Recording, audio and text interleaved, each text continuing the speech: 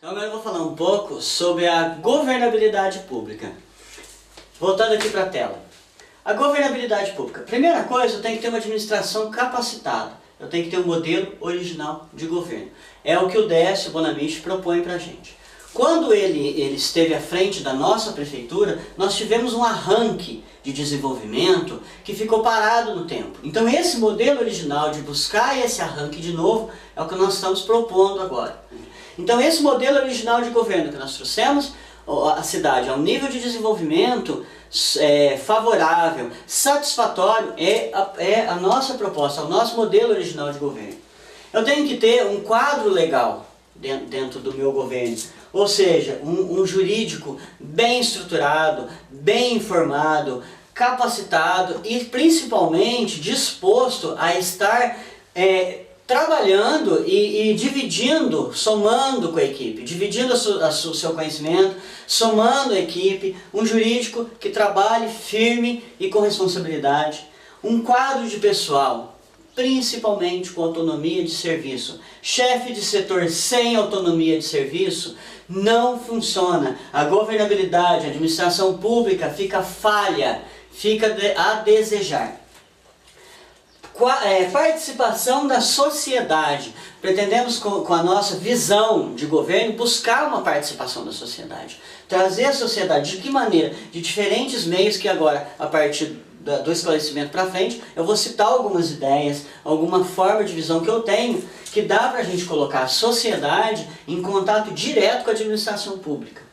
Informação e transparência, não poder pelo poder, mas simplesmente informar o cidadão, olha, estamos fazendo isso porque acreditamos que isso é assim, né? Botar o cidadão a par das coisas que estão acontecendo, das realidades, inclusive dos problemas. Por quê? Porque eu posso, de repente, também estar tirando uma solução de um problema de onde? Da sociedade. E quem vive o problema é a sociedade, não é o governo. O governo acompanha, mas naquele bairro, naquele local, o problema, quem está vivendo é a população. Para isso que eu preciso de líderes, para que ele vá até aquela população e proponha o quê? Informação, imponha transparência naquele trabalho, para que o cidadão fique satisfeito. E garantir ao cidadão cuidar dos nossos. Então não simplesmente tratar o cidadão como um pobre coitado, como um necessitado, mas sim como um beneficiário do serviço público. Então garantir ao cidadão seria cuidar dos nossos. Falar um pouquinho de funcionalismo público, porque eu tenho 3 visões da política, né? Eu tenho a visão minha de funcionário público há 13 anos, eu tenho a minha visão política e tenho a minha visão como cidadão do município. Então eu vejo o funcionalismo público, o primeiro problema, a primeira falha que nós temos, chefe de setores sem autonomia. Um chefe de setor ele tem que ter autonomia. Eu acabei de dizer isso no slide atrás. Um chefe sem autonomia, ele não consegue levar o setor. Muitas vezes nós estamos tendo que levar problemas para outros setores que um simples chefe de setor poderia resolver. Então, se você coloca um chefe de setor, uma pessoa para tomar conta, ela tem que dar conta daquele trabalho e exigir produção. É o que faz a iniciativa privada. Aqui eu aplico o quê? O gerencialismo. Eu quero aqui no meu setor um funcionário, um chefe de setor com autonomia que venha e me apresente uma lista de produção, me apresente uma meta de trabalho. O funcionalismo público, ele tem que, para ele conseguir chegar a algum patamar, porque hoje você vê chefe de setores ganhando muito, né? Fazer com que a máquina pública vire cabide de emprego, o tal da prebendas e sinecuras, isso não pode existir mais. Vamos aplicar o quê? Vamos aplicar o gerencialismo, vamos trabalhar com processos de negociação com sindicatos e outros. Regulamentação de contrato, fazer com que chefe de setor, com que contratado ou pessoa de confiança não tenha salário absurdo. Na lei, na Constituição Federal, você encontra o salário de determinado cargo público não pode ser maior que o judiciário, não pode ser maior que não sei o quê. Nós podemos montar dentro da nossa prefeitura o processo de negociação com os sindicatos, a regulamentação de contrato. Para quê? Para que a máquina pública não vire cabide de emprego. Essa é a visão que eu tenho para a gente trabalhar. Formar planos de carreira para o funcionalismo público. Fazer com que o funcionário vá trabalhar, o concursado também, satisfeito com a casa. Que ele vá trabalhar com a ideia de que ele vai atender o povo e ele tem que estar satisfeito com isso. Ele tem que enxergar. Isso é aplicar o quê? O gerencialismo. É onde eu digo, a especialização e a prática. Às vezes eu contrato um chefe de setor não pela experiência, pela especialização, pelo diploma que ele tem, mas pela prática diária que tem. Né? A pessoa às vezes ela não tem um estudo, mas ela tem uma prática, ela é fera naquilo, e você tem que aproveitar isso. Você tem que aproveitar o potencial. Você não pode ficar preso à especialização, a diploma, a título, mas você tendo um profissional que ele consegue trabalhar, isso dentro da iniciativa privada você tem. Você tem uma pessoa lá que você confia, não, esse cara você pode deixar aqui que ele vai produzir, ele vai cuidar para você desse setor. Então a especialização e a prática, a gente tem que saber trabalhar isso. Qual que é a maneira de aplicar a especialização? Qual é a maneira de aplicar a prática? Desde que eu tendo especialização ou eu tendo prática, eu tenha autonomia. Com isso eu vou ter o quê? Eu vou ter um desenvolvimento de um trabalho melhor. Desvio de função. Um cidadão, funcionário público, ele sai do setor dele e vai trabalhar em outro. Para quê? Para se beneficiar em campanha política. Isso é desvio de função. Isso o chefe de setor dele tinha que estar vendo. Isso não deveria ser permitido.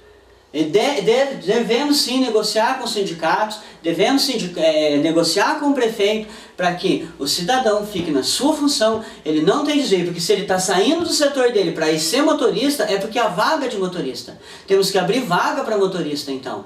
Adeus chefe de setor que não está vendo isso, porque está sem autonomia. Não podemos permitir o desvio de função dentro da nossa prefeitura, dentro do serviço público. Isso é retroceder ao passado, é voltar lá no patrimonialismo. Nós vamos aplicar aqui o gerencialismo. Acabou o desvio de função, basta, chega, né? Conselho de ética. Nós podemos, juntamente com o Conselho de ética, se um funcionário está em desvio de função, se um funcionário está fazendo algo que não é legal, eu tenho que questionar quem? O Conselho de ética. O Conselho de ética não é para punir, não é para mandar embora, mas para fazer com que o cidadão, com que o funcionário público, sendo contratado, sendo efetivado, ele enxergue o erro dele e ele comece a trabalhar. O Conselho de Ética, ele vai aplicar o quê? O gerencialismo. Ele não é para punição, não é para perseguição de funcionário público. Acompanhamento do crescimento dos setores. Muitos setores estão crescendo. E o que acontece? A população cresce, a cidade cresce e os setores continuam lá pequenos.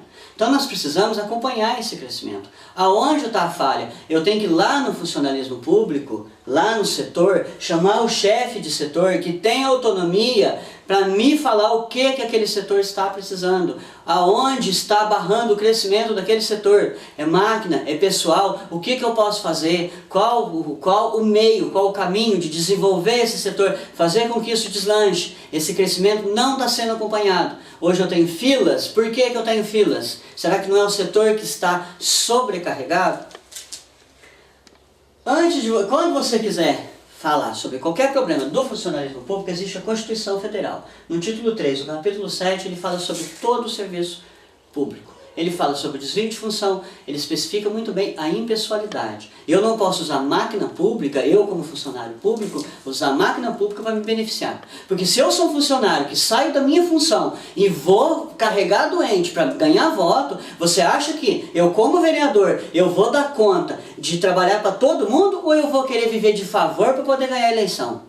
Porque se eu não dou conta do meu setor, que é o setor que põe o pão na minha mesa, eu não posso trabalhar com o povo. Eu não vou ter condições de trabalhar com o povo. Isso fica nitidamente provado. Então é importante saber que o funcionalismo público existe a Constituição Federal e que lá tem todas as regras do seu trabalho. Então você importa sim o gerencialismo, você importa a iniciativa privada para dentro do seu trabalho. Então você cria uma postura de iniciativa privada. É isso que é a minha visão para o funcionalismo público.